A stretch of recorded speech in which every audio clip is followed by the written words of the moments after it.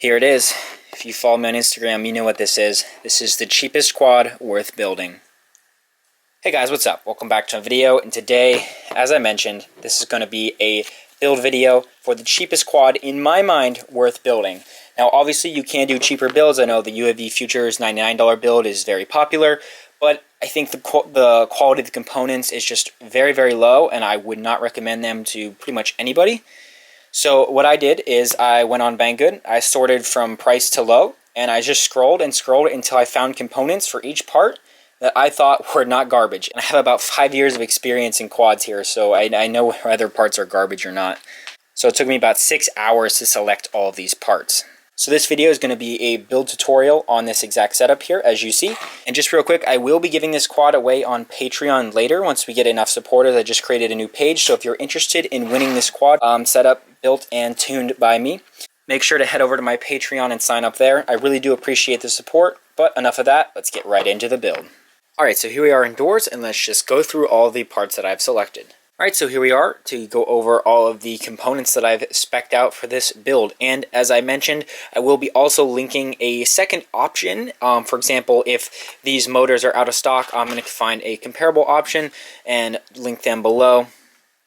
Because I know especially with these cheaper items, they go in and out of stock all the time because they're really popular. So I'll do my best to point out as well as link at least two options down below in the description. So let's just start out, first of all, with the frame. This is the Alpha Monster. And now one of the hardest parts with the frame was actually getting one that was cheap enough, but doing my best to avoid direct clones. So just taking a look at the hardware here, pretty standard. We get a okay battery strap, pretty short here. Actually, interesting, it says God is with us, so there we go.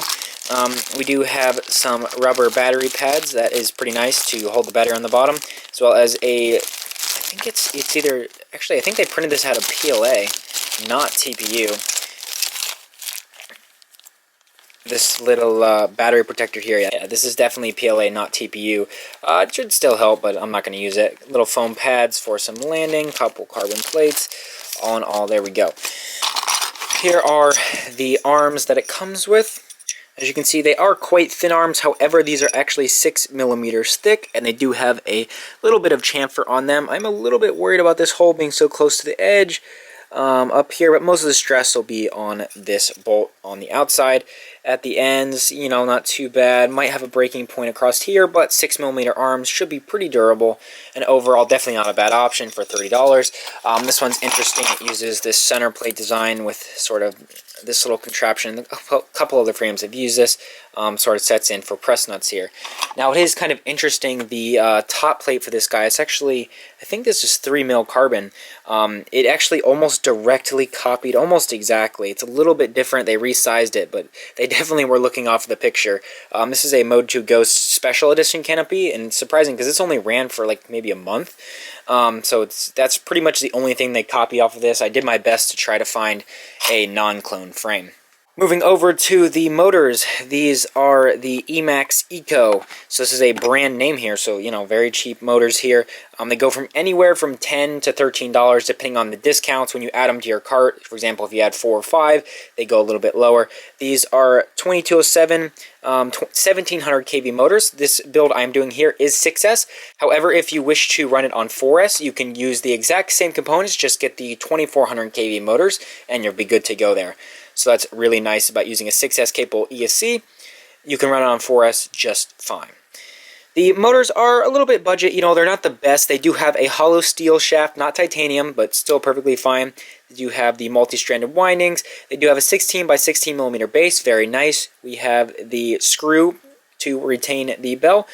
The magnets aren't curved, so there is a little bit larger air gap than normal, but you're probably not going to notice that unless you are really, really pushing it. And definitely very, very nice motors for the price. And a comparable motor, for example, if these are out of stock, you get the Sunny Sky 2207 motors. I'll link those below as well. For the stack, this is probably going to be where people go, oh, no, no, no. This is actually the SkyStars, I think they call it the Turbo F4 or something. It has this 4-in-1 ESC on the bottom. You can see with a built-in current sensor. Looks very, very similar to the old SpeedX 4S ESC. However, they have adapted it for 6S. And then up top we have their F4 flight controller that should be really nice and plug and play. And now this stack is about $73, and if this is out of stock, which I think it is actually now, the Diatone Mamba F4 is a very good alternative option.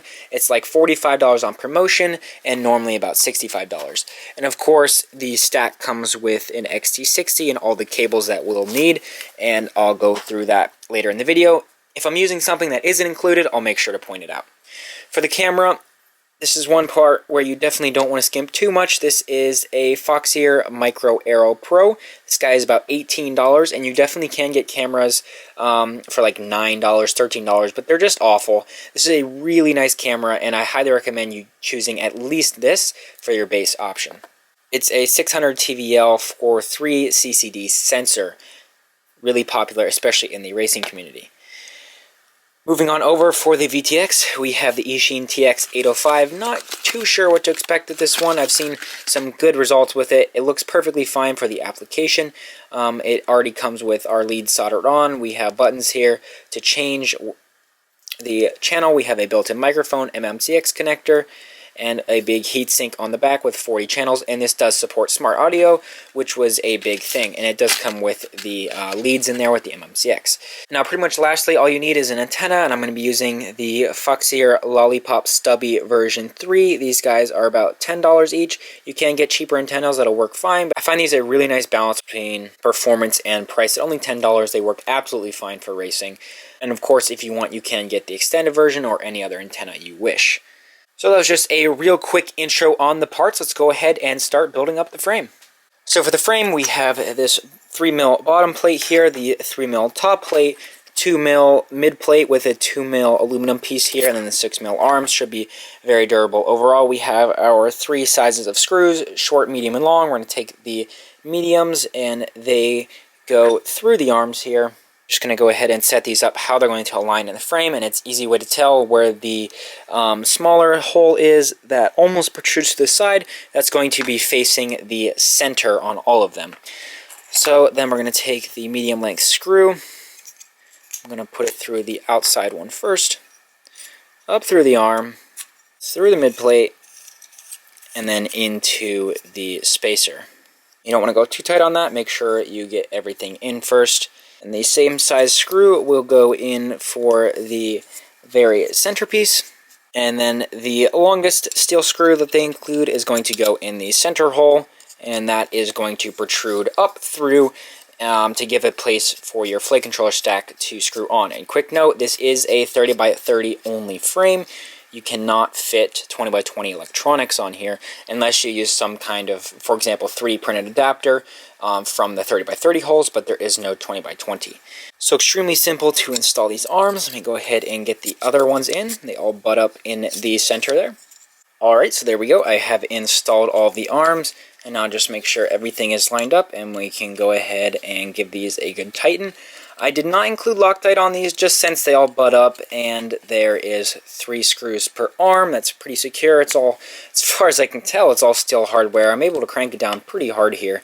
Obviously, the mid aluminum plate is aluminum, but it seems to be going together perfectly fine. If you do have Loctite, you can go ahead and put a drop on those screws before you put them in, but I just didn't feel like bothering at the time. And there we go, the frame is locked down, and I cannot budge this thing. This is actually really stiff frame, and when I first saw this on the site after scrolling through just hundreds of garbage frames, I was so relieved to finally find what I thought would be a good design, and it's turning out to be quite stiff so far. Really happy with the frame choice I went with. So next, what I like to do is mount the motors, and now the Emax Eco, they do come with their own set of screws here. However, the unfortunate thing is they do come, because these are more budget, more beginner-friendly motors, they come with screws for 3mm and 4mm arms. So these are 6mm thick arms, so neither of these are going to work. They will not protrude at all. So you are going to have to source your own 8mm screws. Very cheap, but just keep in mind that is something extra that you're going to have to buy. Luckily, I do have a bag of 8mm steel screws on hand, and if you can see here, this is going to protrude up and come out 2 millimeters from the top of the arm and grip into the motor perfectly. You don't want these too long because of these naked bottom motors, or any motor in general. They can come up through the base. These actually might be 7 millimeter long, I'm not sure. They don't come as far as I thought. But if they touch the windings and crush the windings, that is not a good deal, so you do not want them to do that. So for the motor screws, as always, if you watch my other builds, I always use a little bit of Loctite on these screws.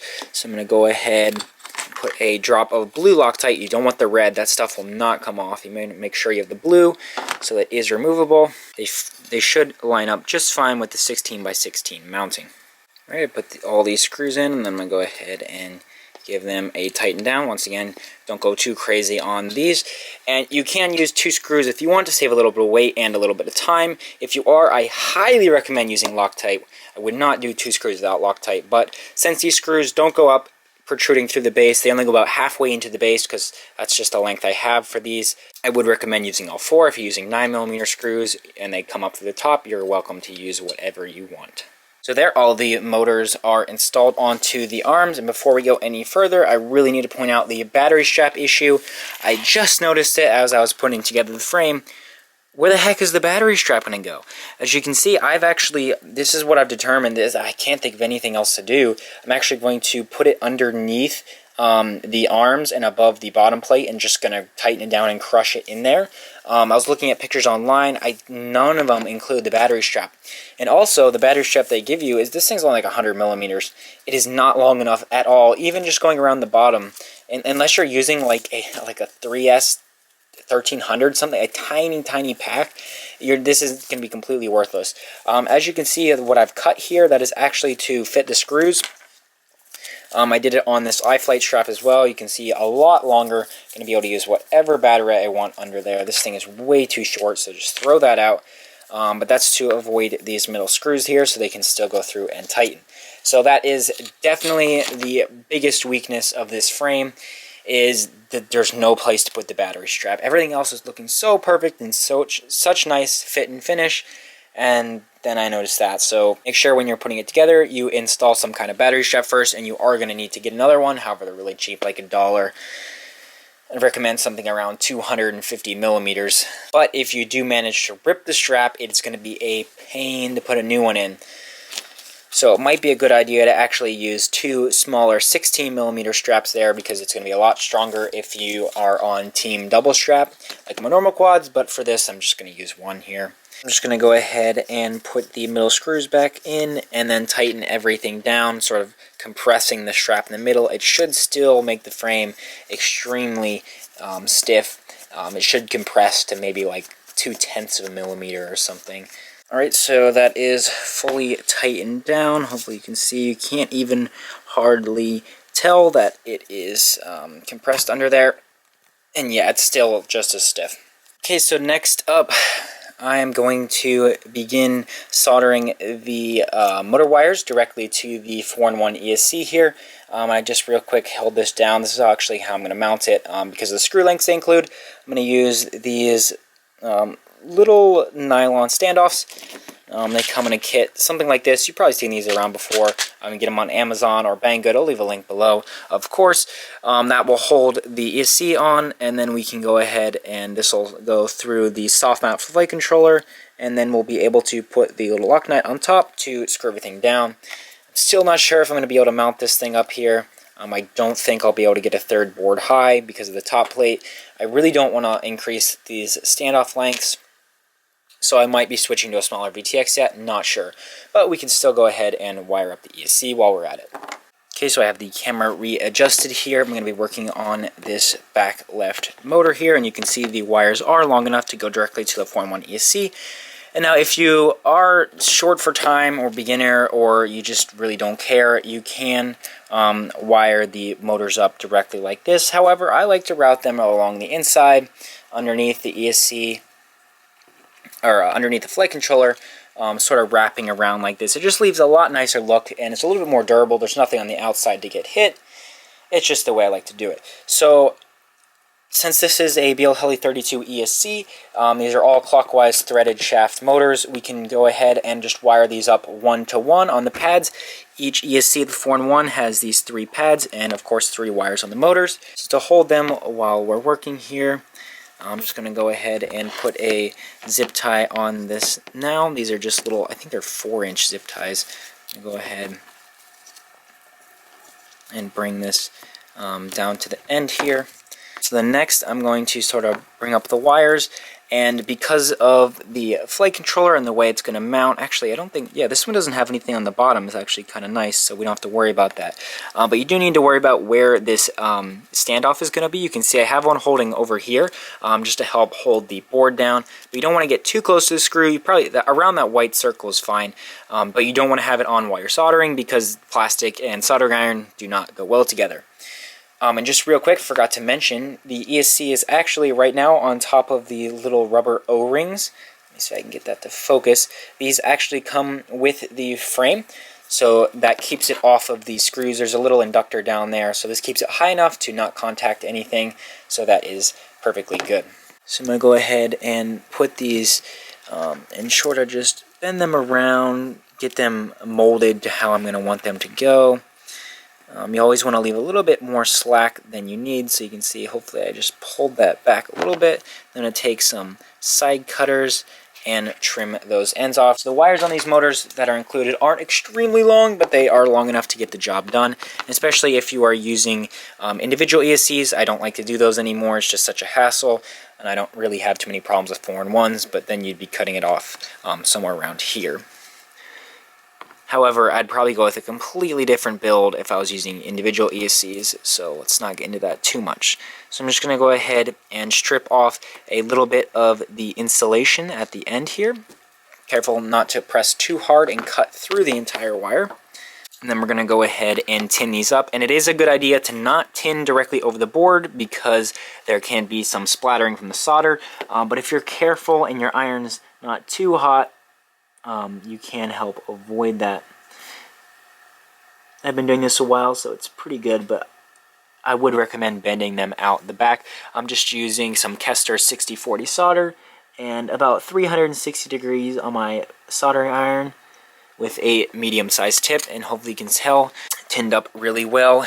And this zip tie is bugging me. I forgot to cut it. There we go. Okay, so let's go ahead and tin these pads. I'll try to keep out of the camera. So for these, you just want to get a tiny bit of solder on there. It is going to suck a lot of heat because there's a lot of copper in this board. You have your 4 ESCs in there. So it is probably going to take a little bit. So you want to make sure everything is nice and warmed up and that the solder flows fully across the pad. Each subsequent pad that you tin should go easier. You want to apply heat to the pad and then melt the solder onto the pad. You don't want to just put it directly on your iron, and you should end up with nice clean solder balls like that. Don't put too much on, but you don't want to skimp out on these either. So now I'm just going to take some pliers. A pair of forceps is better, but just something you have to hold the wire as still as you can. And I'm going to go ahead and just press down through the wire and melt it together, and hopefully you can see that very, very nice solder joint. Let's get the next one.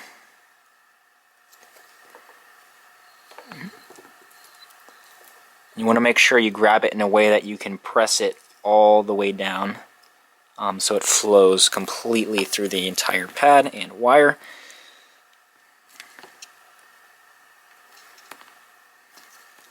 Let's get the last one here.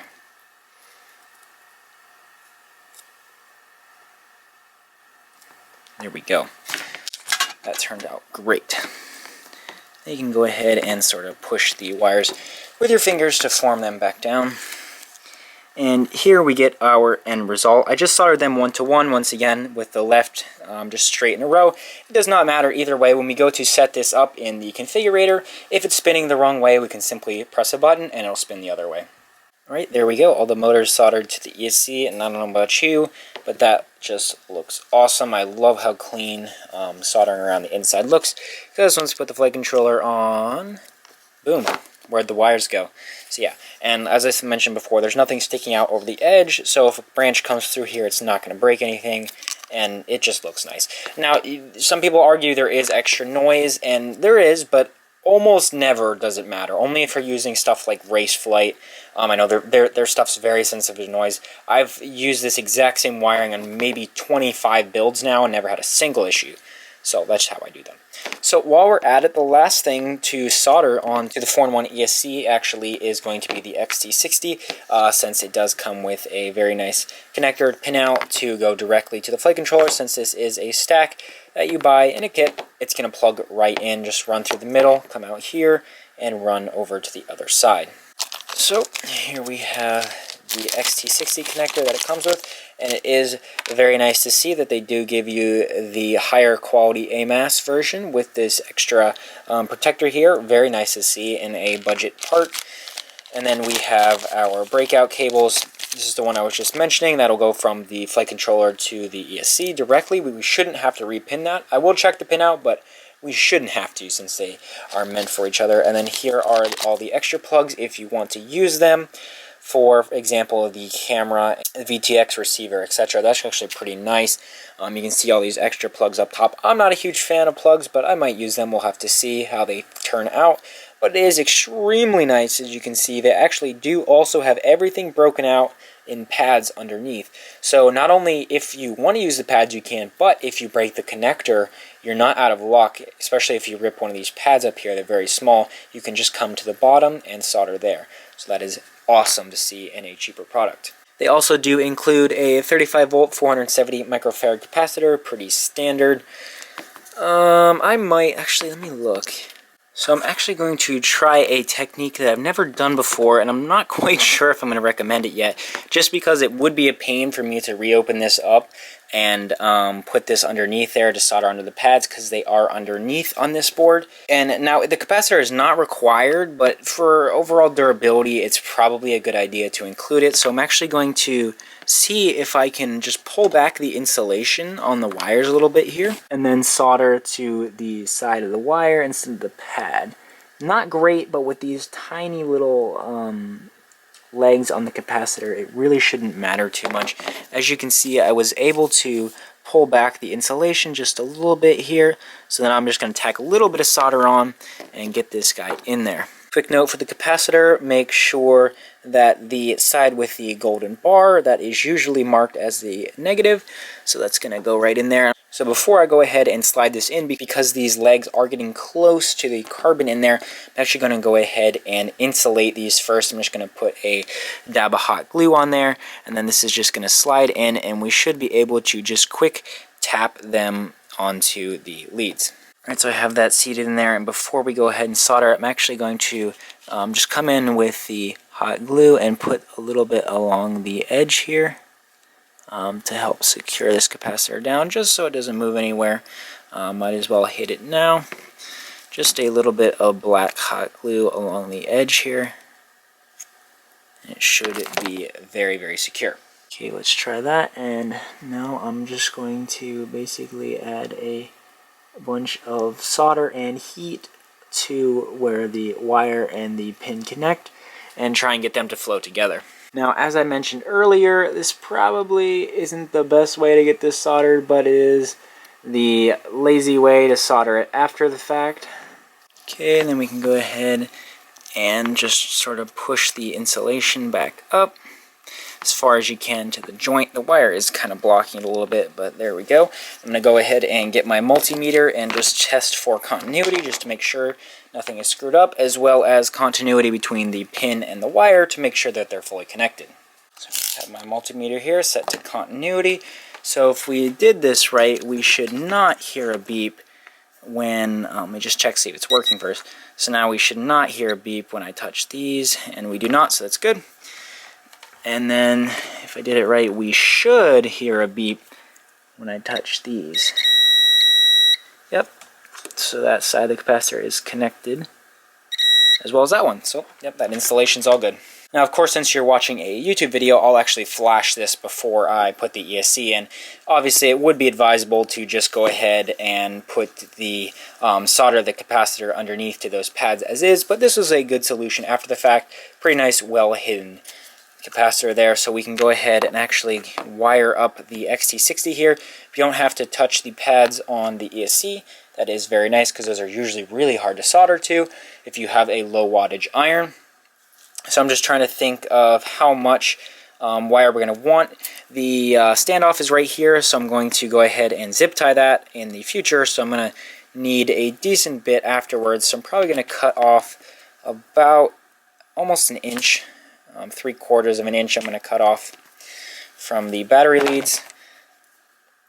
And then same thing as before with these smaller wires, we're going to go ahead and strip and tin these. So I have my iron turned up a little hotter now using 390 degrees Celsius, just to make sure we can help tin this thicker 14 gauge wire. You need a little bit more heat. You don't need to go too crazy though. If you have to turn your iron up past like 420, something's wrong. You'd have a low wattage iron. So you can't always solve everything with temperature. You need heat, which comes in terms of watts. I'm just going to go ahead and make sure I apply a decent amount inside of the cup. Make sure it flows all around. You don't want to put too much in because once you insert the wire, especially if you're using 12 gauge, it can flow out and bridge to the other side. So don't go crazy on this. You can always add more, which is easier than removing some. So now I'm going to go ahead and check the connector. It is marked on it. You can see plus on this side, negative on this side. So I'm going to go ahead and solder this way. I'm just going to hold it in my hand. I'll try to line it up for the camera. Just going to go ahead and apply heat down through the wire into the cup. And then once everything flows, a little bit difficult in hand trying to hold it in front of the camera. I should have stripped a little bit more insulation off, but that's okay. I can make do. So that's soldered on there. However, there needs to be a little bit more. It did not fully fill the cup, so I'm just going to go ahead and add some. As I mentioned, very easy to add after the fact. And there we go. That actually flowed together extremely nicely. And there we go. We have a nicely soldered XT60 fully flown through the cups there. And then you just, wow. Oh my goodness, look at this. I put this thing on backwards. It's supposed to go the other way and clip on. Oh my. Well, let me fix that. Alright, so there we go. I swapped that around real quick. Been building quads for almost 4 to 5 years now. Still making rookie mistakes.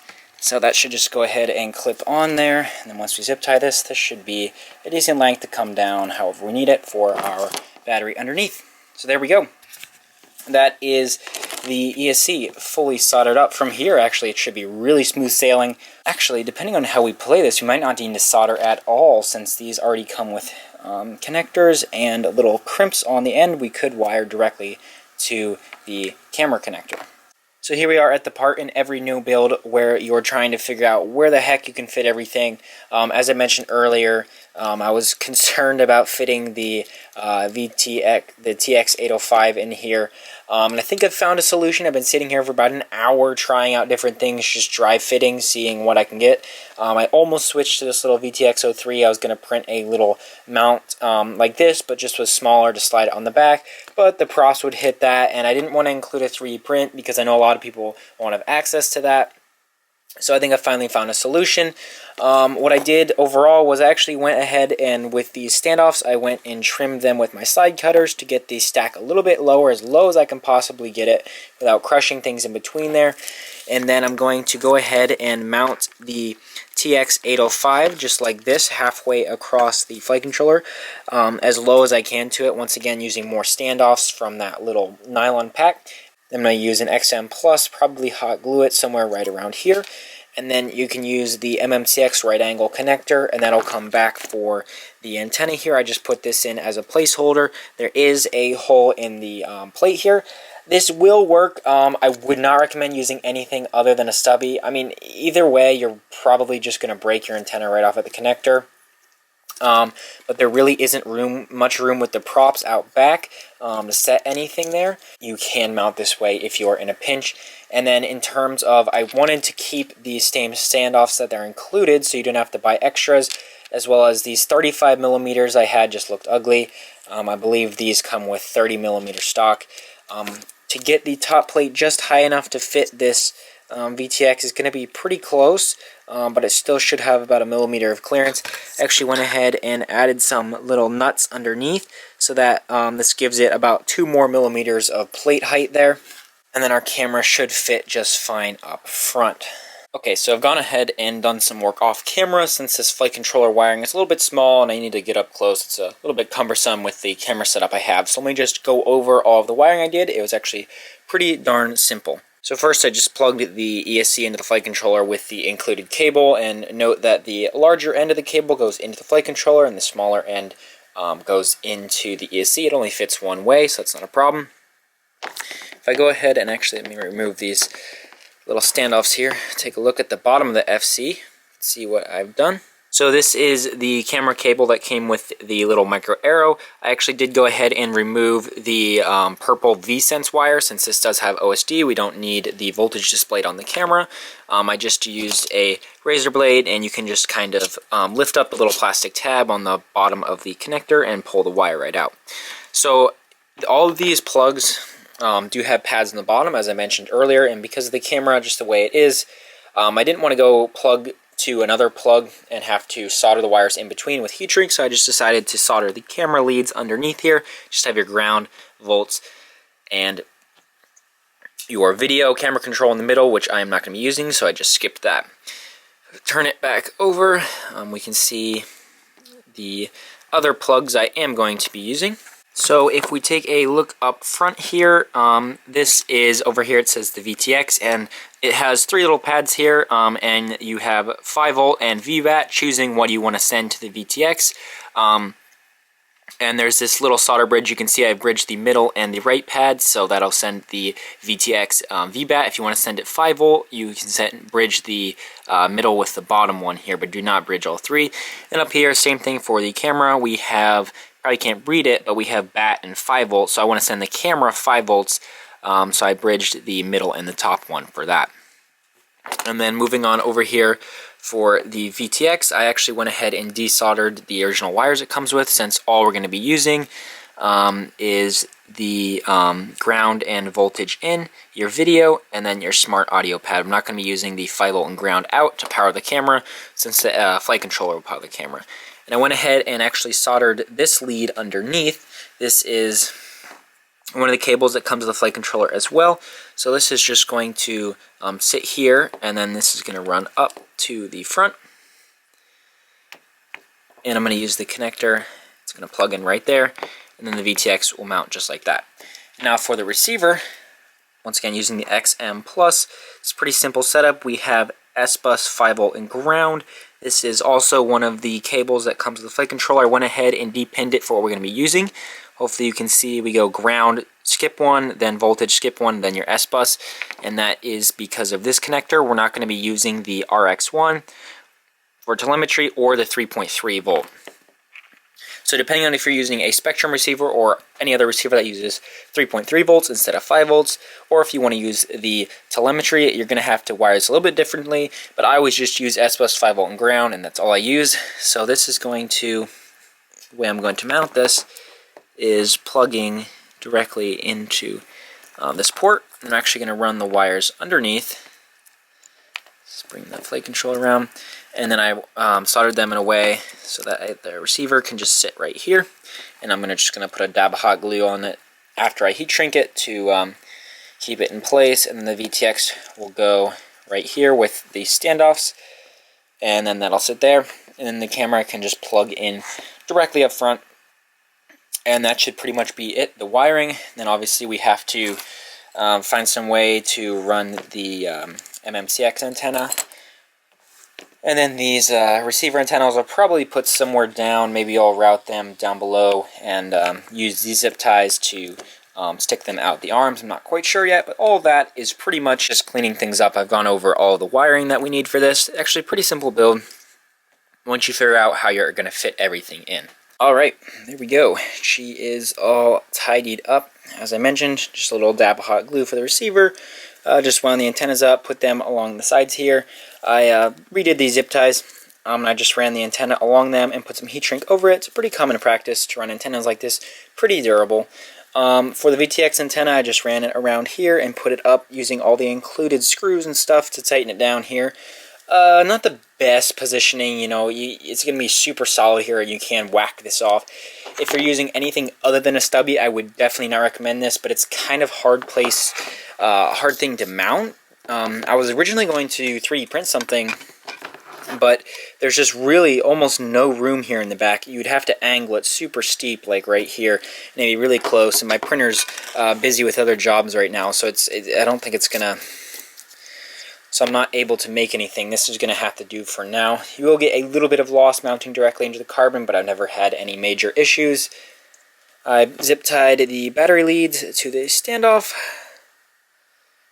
And hopefully you can see the VTX is super close or touching to the top plate. Doesn't really matter. If anything, it'll just extract a little more heat from it. Up front with the camera mount, I use the included little crappy mounts. These standoffs, hopefully you can see, they actually change diameter, so this is all the farther up you can get it, and I'm a little worried that the plates are going to be in view because it's a 1.8 millimeter lens, but nothing much you can do with that without changing out the standoffs, and these things are PLA, so I wouldn't expect too much durability on them. But overall, that's pretty much it. Wait, I actually have to put on the little battery pad here. It's actually a really nice little battery pad. Just peel off the backing. And it goes right over the screws here. Let's get it lined up straight. Fits right around. There we go. Should be nice and sticky for the battery. And then here's the battery. No, I'm just kidding, that's an X-Class battery. But you get the point. It would stick under there, and then you can tighten it with the battery strap. Alright, so the big question. Let's go ahead and get a weight on this guy. Overall, pretty happy with the build, though. Just looking at it, I was a little worried about space at first, and it was tight getting everything in there, but once I figured it out, not too bad. And hopefully, if anyone's following along, you won't have any issues. So, let's get the XT60 on here.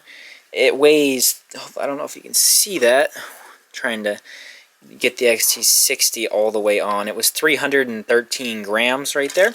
That is without props, so if we go ahead and add these GemFan 5149.9, which is about the heaviest prop you're going to use. It's like a 5 gram prop. So dry weight is 333.8 grams. So definitely a little chunky. We used a big VTX and a massively solid frame. I wish I would have weighed the frame individually, but these 6mm arms, 2.5mm plates all around. It's a really beefy frame and should be really nice and durable for an intermediate or beginner flyer. So yeah, that's pretty much going to be it for the cheapest quad worth building. I hope you enjoyed this.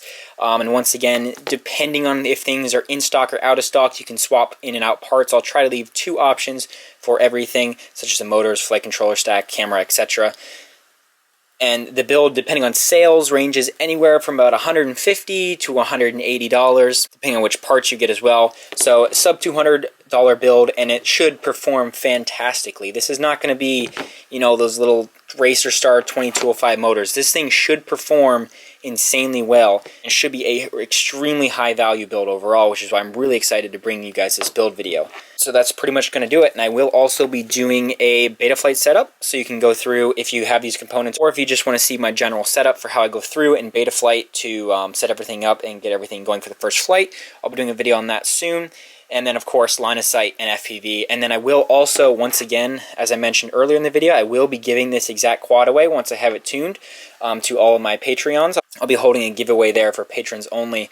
So if you are interested in winning this quad fully built and tuned by me, head over to my Patreon, and I really appreciate the support. So that's going to be the end of the video. Thanks for watching. Please subscribe, and I'll see you in the next one. Bye.